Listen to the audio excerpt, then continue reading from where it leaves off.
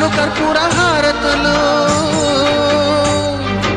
ఇన్నాళ్ళు వేచిన మా కళ్ళు ఇచ్చెను కర్పూర హారతులు.